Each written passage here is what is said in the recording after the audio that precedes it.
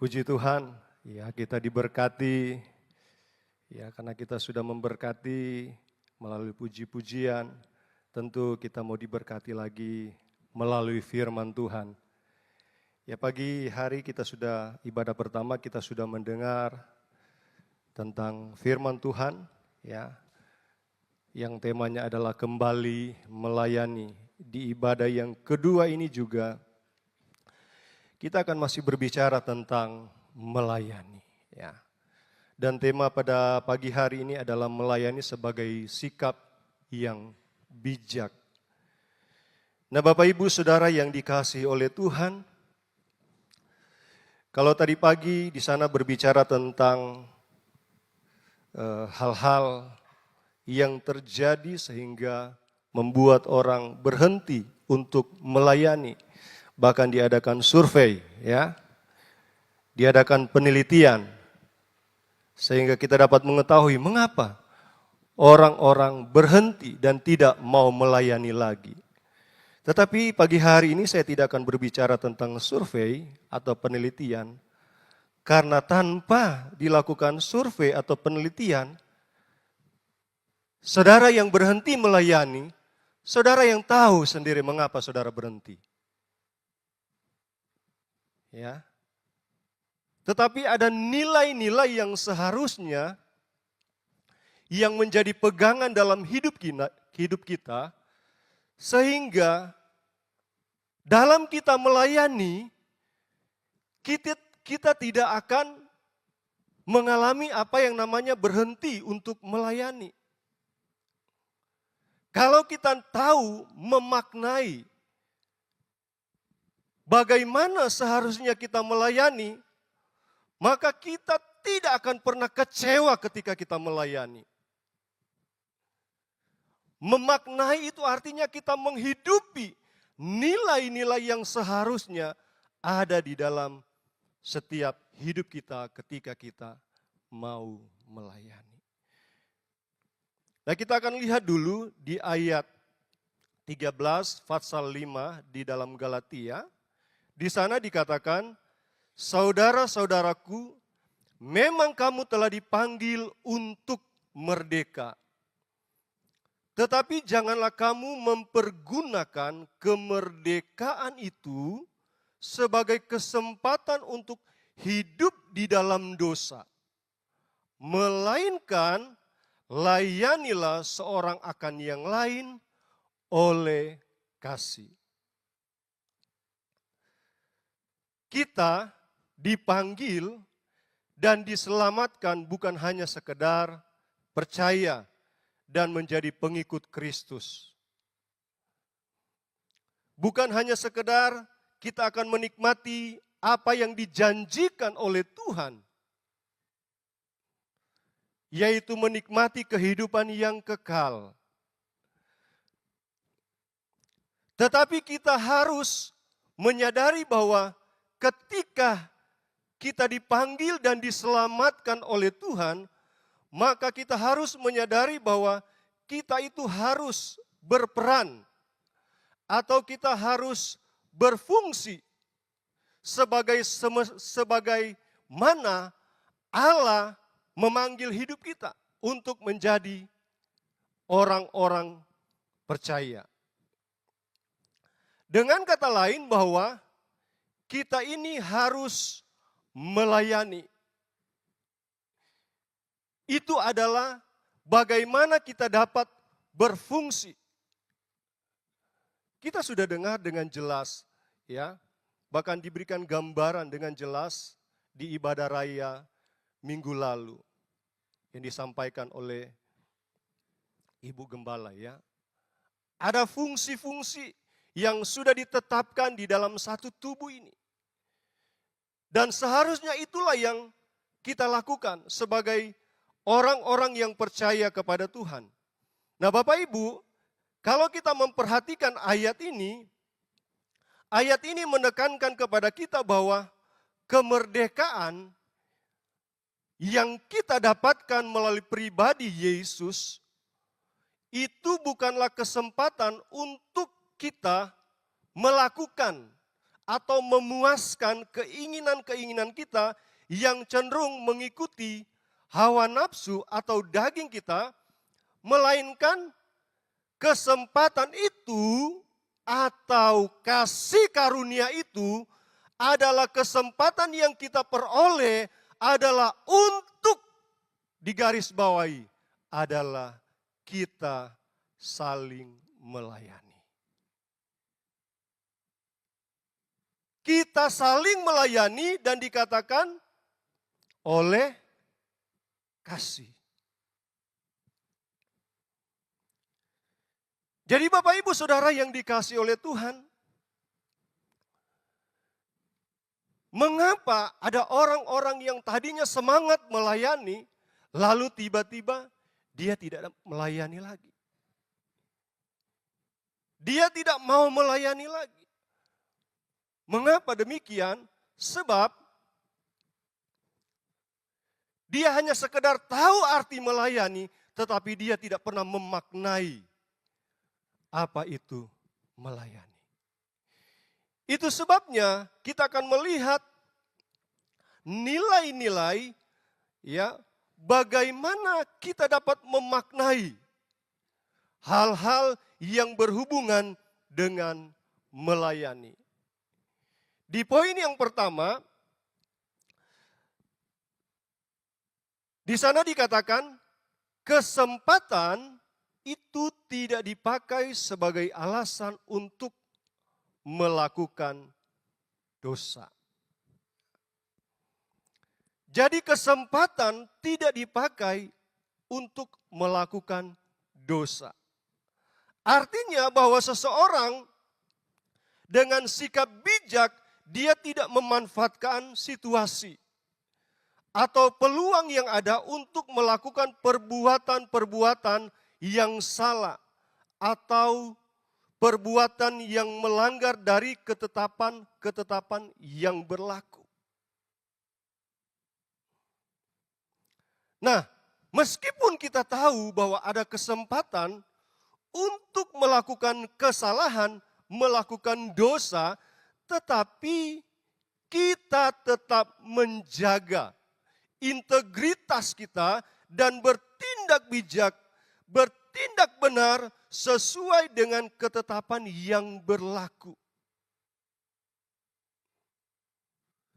Kita sudah mendapatkan kesempatan, kita sudah mendapatkan waktu, kita sudah mendapatkan kasih karunia Allah. Dan kesempatan itulah yang akan kita gunakan. Kesempatan itulah yang akan kita manfaatkan dengan bijaksana. Bagaimana kesempatan itu kita akan isi dengan hal-hal yang sesuai dengan apa yang Tuhan kehendaki. Termasuk dalam kita melayani. Allah sudah memanggil kita. Dan Allah sudah memberikan kesempatan kepada kita. Ada kasih karunia yang telah kita terima. Dan bagaimana kita dapat memaknai kesempatan itu? Bagaimana kita dapat memaknai kasih karunia yang Allah sudah berikan kepada kita? Yaitu dengan kita tidak menggunakan kesempatan itu dengan sia-sia. Yang kedua, di sana dikatakan, jika demikian, apakah yang hendak kita katakan? Bolehkah kita Tidak. Kita sudah tahu. Karena kasih karunia,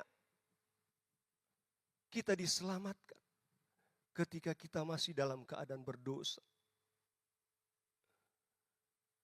Dan kita tidak pernah menggunakan kesempatan itu. Kita tidak akan lagi menggunakan kesempatan kasih karunia yang Tuhan sudah berikan kepada kita untuk melakukan dosa. Bukankah kita telah mati bagi dosa? Bagaimanakah kita masih dapat hidup di dalamnya? Jadi Bapak Ibu Saudara yang dikasihi oleh Tuhan, hal ini menegaskan kepada kita bahwa kita tidak boleh menjadikan anugerah atau kesempatan yang telah kita miliki sebagai alasan untuk kita terus hidup di dalam dosa. Tetapi sebaliknya, kesempatan yang kita miliki, anugerah yang kita miliki itu adalah kita isi dengan hal-hal yang Tuhan kehendaki. Dan salah satunya adalah melayani. Karena melayani itu adalah panggilan untuk kita semua. Dan itu yang Tuhan mau dalam hidup kita. Kita mau melayani Tuhan. Itu sebabnya di poin pertama ini saya simpulkan dengan kalimat begini Bapak Ibu. Orang bijak, ya. Tema tahun kita ini adalah bijak, bijaksana. Menjadi orang yang bijaksana. Orang bijak melihat kesempatan sebagai ruang kebaikan. Apa itu ruang kebaikan? Nilai-nilai kebaikan yang dia tanamkan. Nilai-nilai kebaikan yang dia tunjukkan, yang dia lakukan selama dia mempunyai kesempatan. Itu orang bijak. Dan bukan sebagai celah untuk berbuat dosa.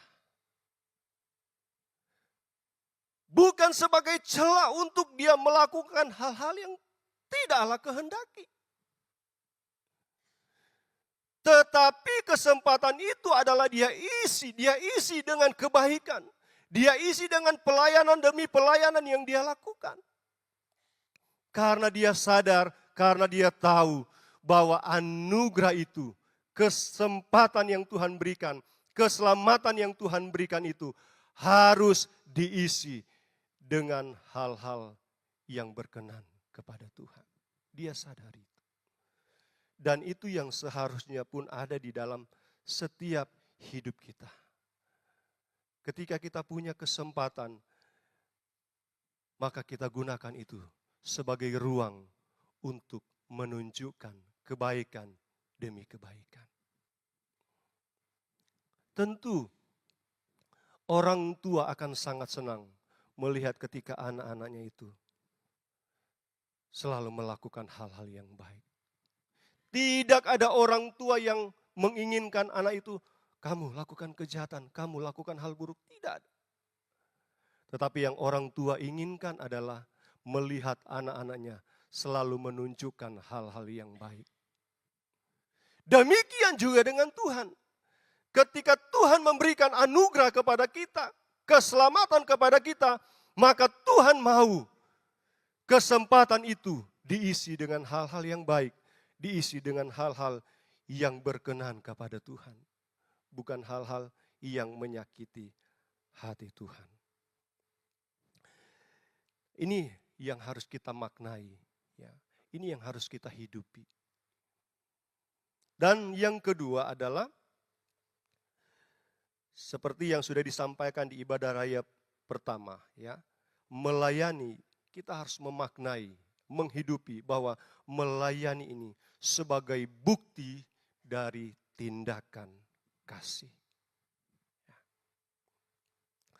Artinya kita melayani bukan hanya karena ditugaskan, bukan hanya karena ada jadwal sehingga kita melayani, atau bukan karena kita disuruh atau diperintah sehingga kita melayani, tidak. Tetapi ini sebagai bukti dari tindakan kasih kita yang dapat kita lakukan, yang dapat kita tunjukkan baik kepada sesama. Terlebih kepada Tuhan yang kita layani. Amin. Dalam 1 Yohanes 3 ayat yang ke-18 dikatakan, anak-anakku, marilah kita mengasihi bukan dengan perkataan atau dengan lidah, tetapi dengan perbuatan dan dalam kebenaran. Nah, Bapak Ibu Saudara yang dikasihi oleh Tuhan, kasih yang sejati bukan hanya diungkapkan dalam kata-kata, tetapi harus dibuktikan dalam tindakan. Nah, melayani sesama adalah salah satu cara kita menunjukkan kasih yang tulus, sebagaimana Yesus dia telah mengajarkan kepada kita. Jadi, pelayanan yang kita lakukan ini adalah pelayanan yang lahir dari hati kita yang tulus karena kita mengasihi. Amin. Bukan, sekali lagi, bukan karena kewajiban, tetapi kita sadari bahwa karena kita mengasihi Tuhan. Tindakan kasih yang kita tunjukkan, pelayanan yang kita lakukan, lahir dari kasih dan dibuktikan melalui tindakan kita. Bahwa kita benar-benar kita melakukannya bukan karena kita hebat, bukan karena kita pintar, kita melakukannya, bukan. Tetapi kita tunjukkan itu, kita nyatakan itu bahwa karena dasarnya adalah kasih kita kepada Tuhan.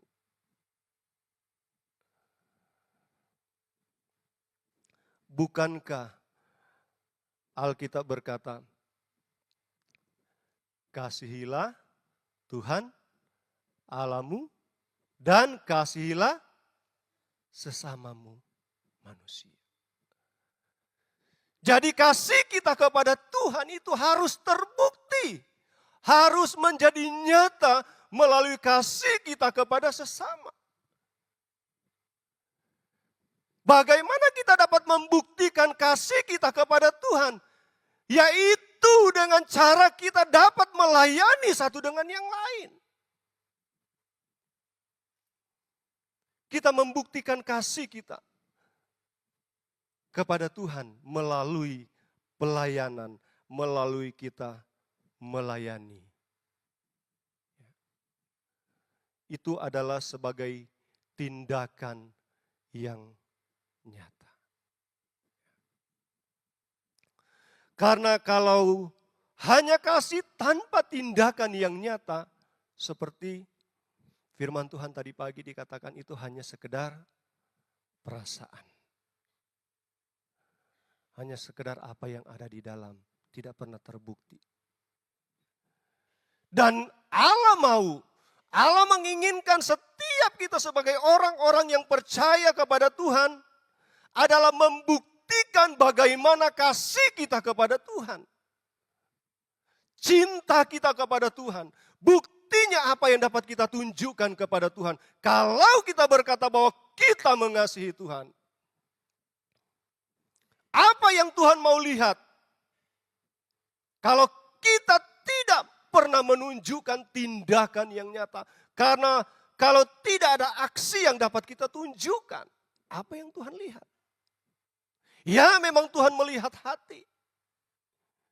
Tetapi tentu saja itu tidak hanya berhenti di dalam hati kita. Tetapi itu harus terekspresi. Harus menjadi nyata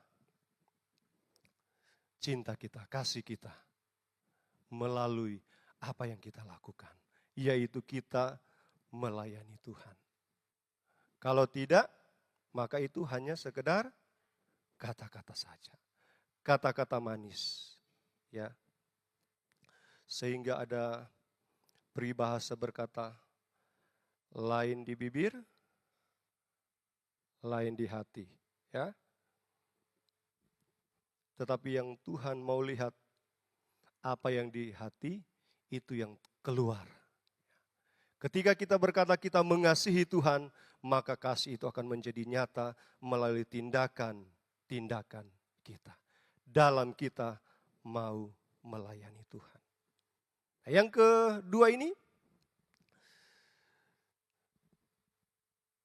melayani adalah bahasa kasih yang tidak butuh kata-kata. Ya. yang tidak butuh kata-kata. Cukup ketulusan dan kerelaan hati dalam tindakan yang nyata. Ya. Sekali lagi, kita melayani, ini adalah bahasa kasih yang tidak butuh kata-kata. Omong tok. Apa? Hanya omongan saja. Melayani bukan seperti itu. Bukan hanya sekedar kata-kata.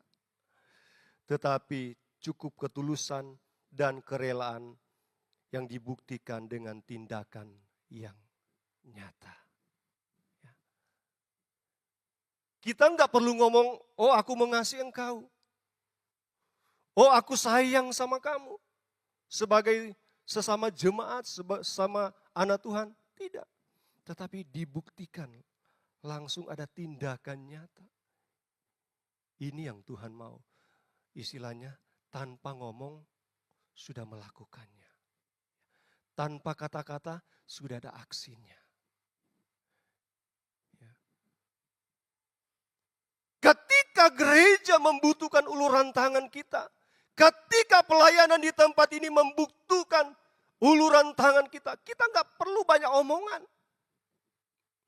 Tapi tiba-tiba kebutuhan itu sudah tercapai. Itulah yang Tuhan mau. Amin. Itulah yang Tuhan inginkan. Itulah kasih tindakan yang nyata. Enggak perlu koar-koar dulu, oh gini. Enggak perlu. Tetapi kita langsung lakukan. Itulah bagaimana dia memaknai. Itulah bagaimana dia menghidupi. Bahwa kasih, ya, melayani, menunjukkan pelayanannya itu sebagai bukti dari tindakan kasih. Karena dia mengasihi pelayanan. Karena dasarnya apa? Dia mengasihi Tuhan. Dan yang lebih dalam lagi karena Tuhanlah yang sudah mengasihi dia. Sehingga dia menghidupi kasih itu. Dan itu pun yang Tuhan mau ketika kita melayani. Kita harus melayani dengan kasih.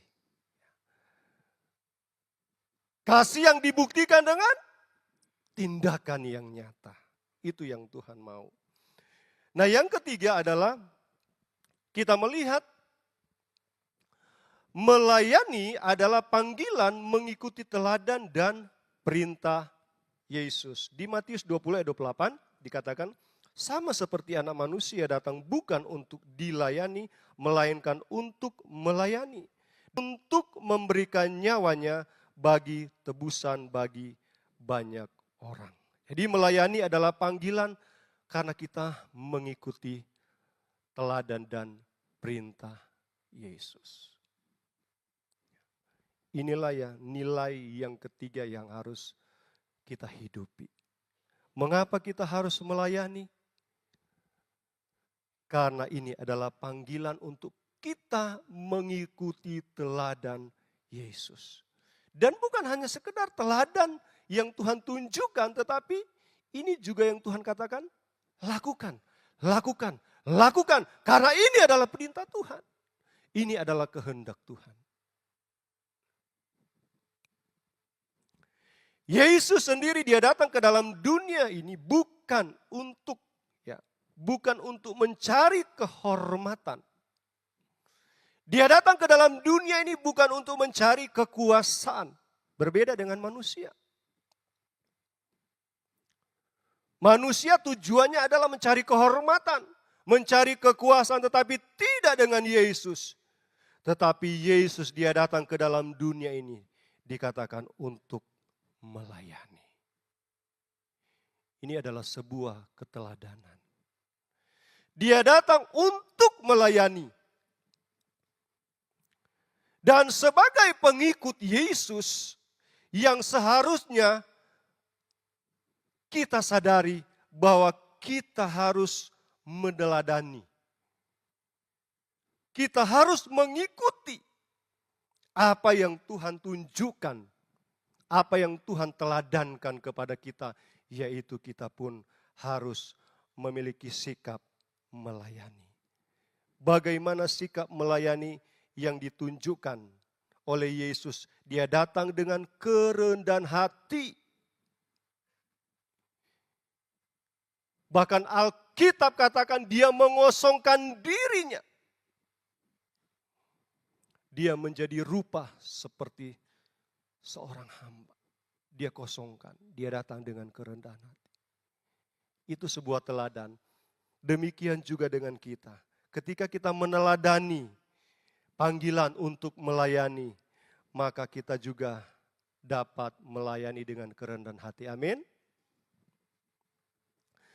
Dalam Yohanes 13 ayat 14 sampai 15 dikatakan, jadi jikalau aku, Tuhan dan gurumu membasuh kakimu, maka kamu pun wajib saling membasuh kaki.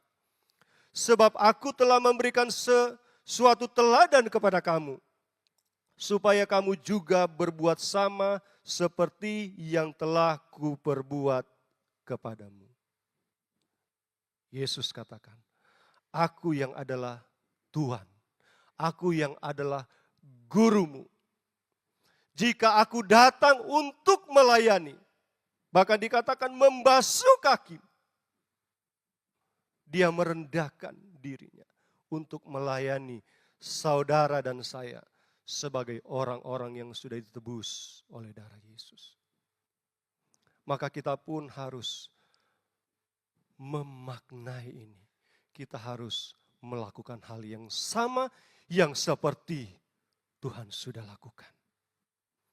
Ketika dia datang untuk melayani, maka kita pun harus melayani. Amin. Kita harus melayani. Seperti dikatakan, jika aku adalah Tuhan dan guru melayani, maka kamu pun harus wajib membasuh kaki. Wajib melayani.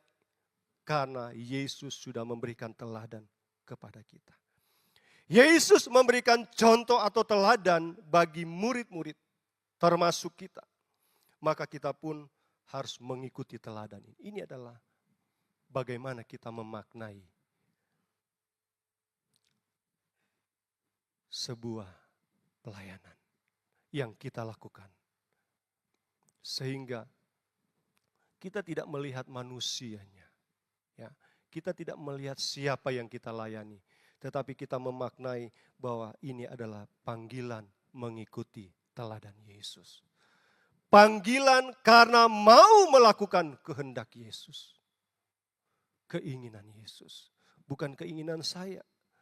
Bukan keinginan gembala, para penatua, bukan. Bukan keinginan hamba-hamba Tuhan di tempat ini, bukan. Tetapi saya mau melayani karena adalah panggilan dan perintah Yesus. Sebuah keteladanan yang sudah ditunjukkan oleh Yesus. Tentu saja kita harusnya menjadi orang-orang yang malu. Mengapa? Karena Dia yang adalah Tuhan kita, yang adalah guru kita. Dia datang dengan kerendahan hati dan Dia mau melayani kita. Lalu bagaimana dengan kita yang adalah orang yang seharusnya binasa, orang yang tidak layak, tetapi oleh anugerah kita diberi kesempatan. Seharusnya kita dapat melayani dengan cara yang sama yang ditunjukkan oleh Yesus.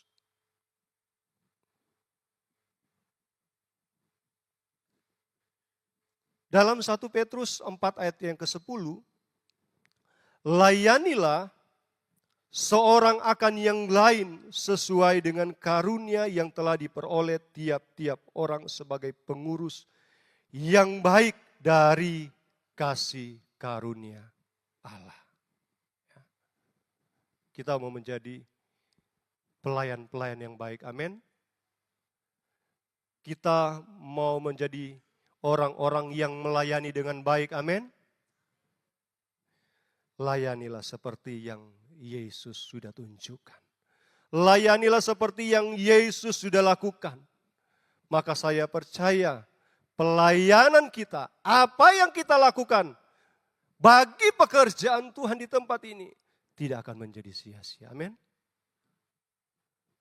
Semua akan mendatangkan, bahkan firman Tuhan minggu lalu kan dikatakan apa yang kita lakukan selama di dunia ini dalam kita melayani, ya. Tenaga kita yang kita berikan dalam kita melayani, yang penting kita lakukan dengan kasih segenap hati kita. Bahkan waktu yang kita berikan, uang yang kita berikan untuk pelayanan, dikatakan apa? Semua itu akan diubah menjadi apa yang di kepala? Mahkota. Semua yang kita lakukan tidak akan sia-sia. Kenapa? Karena kita lakukan kehendak Allah. Kita lakukan perintah Yesus. Kita mengikuti teladan Yesus. Ini yang seharusnya menjadi bagian kita. Jadi setiap orang percaya, kita ini memiliki karunia yang diberikan oleh Yesus untuk kita dapat melayani. Dan pelayanan yang kita lakukan bukan hanya sekedar karena kita bertugas, tetapi kita lakukan karena ini adalah perintah Yesus. Ini adalah teladan yang Yesus sudah tunjukkan dalam hidup kita. Dan yang keempat adalah melayani adalah sikap bijaksana dengan kerendahan hati, ya. Melayani adalah sikap bijaksana dengan kerendahan hati. Di dalam Filipi 2 ayat 3 sampai 4, dengan tidak mencari kepentingan sendiri atau pujian yang sia-sia, sebaliknya hendaklah dengan rendah hati yang seorang menganggap yang lain lebih utama daripada dirinya sendiri. Memaknai bagian yang keempat ini adalah dengan sikap bijaksana dan kerendahan hati. Ya, seperti yang saya sudah katakan tadi, teladan yang ditunjukkan oleh Yesus. Di ayat yang keempat, dan janganlah tiap-tiap orang hanya memperhatikan kepentingan sendiri tetapi kepentingan orang lain juga. Ya, ini tentang melayani. Melayani harus dilakukan dengan kerendahan hati. Bukan, sekali lagi, bukan mencari penghargaan. Ya, kita nggak punya tujuan yang lain selain kita mengasihi. Ya, selain karena perintah atau keteladanan Yesus yang sudah ditunjukkan. Ya, kita tidak mencari penghargaan, apalagi pujian dari manusia, tidak. Pelayanan sejati ini mengutamakan adalah kepentingan orang lain daripada diri sendiri. Kalau kita melayani karena kepentingan diri sendiri, maka ketika kita disakiti, ketika ada yang menyinggung perasaan kita, mungkin ketika ada hal-hal yang kita lihat dan tidak mengenakan hati kita, maka kita akan berhenti melayani. Kenapa? Karena yang kita utamakan adalah diri kita sendiri. Yang kita perhatikan adalah diri kita sendiri. Itu sebabnya mengapa ada banyak orang yang berhenti melayani sekali lagi. Karena dia melayani karena diri sendiri yang harus dilayani. Hanya diri sendiri yang harus disenangi, harus diperhatikan. Dia tidak melayani, dia tidak memaknai, dia tidak melihat bahwa seharusnya dia melayani bukan untuk diri sendiri tetapi kepentingan orang lain. Dia tidak melihat itu. Sehingga dia berhenti dan kecewa untuk melayani. Kalau dia memaknai bahwa yang dia layani itu adalah orang lain, yang dia layani adalah kepentingan orang lain karena dia mengikuti teladan Yesus, perintah Yesus bahwa dia harus melayani dengan bijaksana, dia harus melayani dengan kerendahan hati. Kalau dia melihat itu, maka dia tidak akan pernah kecewa. Dia tidak akan pernah berhenti untuk melayani. Kenapa? Karena dia tahu memaknainya. Bahwa dia melayani itu karena Tuhan. Yang ditunjukkan, yang dibuktikan melalui tindakannya melayani sesama.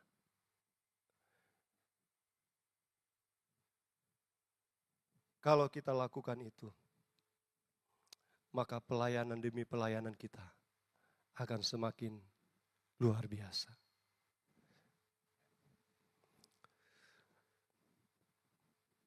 Bukankah di dalam Matius 23 ayat 11 sampai ayat yang ke-12 dikatakan, barang siapa terbesar di antara kamu, hendaklah ia menjadi pelayanmu. Dan barang siapa meninggikan diri, ia akan direndahkan. Dan barang siapa merendahkan diri, ia akan ditinggikan. Ini yang kita lihat. Ketika kita merendahkan diri kita, kita melayani dengan kerendahan hati kita. Kita nggak usah cari bagaimana supaya kita ditinggikan. Karena firman Tuhan berkata, kita akan ditinggikan. Amin. Dengan sendirinya Allah akan mengangkat kita. Kita nggak usah berusaha untuk mengangkat diri kita. Yang kita lakukan, memaknai bagaimana kita melayani, yaitu merendahkan diri kita. Dengan kerendahan hati kita, kita melayani. Itulah yang harus terus kita lakukan. Dan bagian Tuhan itu adalah untuk meninggikan kita. Amin. Bukan bagian kita untuk meninggikan diri kita. Tetapi bagian kita adalah bagaimana kita lakukan sesuai dengan apa yang Tuhan inginkan. Yang Tuhan mau dalam hidup kita. Nah, ayat ini mengajarkan bahwa kebesaran sejati dalam pandangan Tuhan bukanlah berkuasa atas orang lain. Ya. Tetapi melayani mereka dengan kerendahan hati. Ya. Jadi sekali lagi, di dalam pandangan Tuhan, ya, pelayanan itu, pelayanan yang sejati atau kebesaran yang sejati, bukan berkuasa atas orang lain. Tetapi bagaimana kita melayani itu dengan kerendahan hati. Itulah yang Tuhan lihat. Nah, Rasul Petrus juga mengingatkan kita tentang hal yang sama yang berhubungan dengan kerendahan hati di dalam 1 Petrus 5 ayat yang ke-5. Dikatakan, demikian jugalah kamu, hai orang-orang muda, tunduklah kepada orang-orang yang tua. Dan kamu semua, rendahkanlah dirimu seorang terhadap yang lain. Sebab Allah menentang orang-orang yang congkak, tetapi mengasihi orang yang rendah hati. Ya, Allah mengasihi. Bukan saja dikatakan Allah akan mengangkat, tetapi rupanya dikatakan orang yang melayani dengan kerendahan hati adalah orang yang dikasihi oleh Tuhan. Ya. Siapa yang mau dikasihi oleh Tuhan di sini? Angkat tangan. Maka layanilah dengan kerendahan hati. Melayanilah dengan kerendahan hati. Dalam pelayanan Tuhan menghendaki sikap rendah hati yang kita tunjukkan. Bukan kesombongan atau mencari pujian diri. Ya, bukan. Tetapi kerendahan hati yang Tuhan mau lihat ketika kita melayani Dia. Kita masuk pada kesimpulan. Melayani merupakan sikap bijaksana yang menuntut kita untuk tidak menyalahgunakan setiap kesempatan. Melainkan mengubahnya menjadi satu momen yang penuh kasih dan pengabdian. Ya, ini tentang melayani. Sikap ini tidak hanya mencerminkan bukti nyata dari tindakan kasih kita, tetapi juga merupakan panggilan untuk kita mengikuti teladan Yesus dengan kerendahan hati dan kebijaksanaan. Itu sebabnya Bapak Ibu Saudara yang dikasihi oleh Tuhan, mari kita semua dipanggil untuk melayani Tuhan. Amin. Lakukanlah semua yang dapat kita lakukan untuk dan bagi kemuliaan nama Tuhan. Bukan karena kepentingan serta keinginan-keinginan kita manusiawi, tetapi yang kita lakukan karena keinginan Tuhan. Karena kasih Tuhan di dalam diri kita. Dan kita mengikuti apa yang Tuhan sudah teladankan di dalam hidup kita. Tuhan kiranya memberkati kita semua. Mari kita akan nyanyikan pujian seperti wanita.